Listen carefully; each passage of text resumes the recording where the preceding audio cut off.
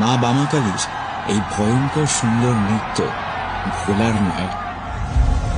শান্তিপুরের এই 500 বছরের পুরনো বামাকালীর পুজো আজও মাতৃমূর্তির শোভাযাত্রায় সারা পাড়া অন্ধকারে ডুবিয়ে মশাল জ্বালিয়ে বের করা হয়। শোনা যায় এত প্রাচীন এই পুজো যখন শুরু হয়েছিল তখন বিদ্যুৎ আসেনি, তাই সেই সময় মশালের আলোতেই মা বামাকালীকে বিসর্জন দেওয়া হতো।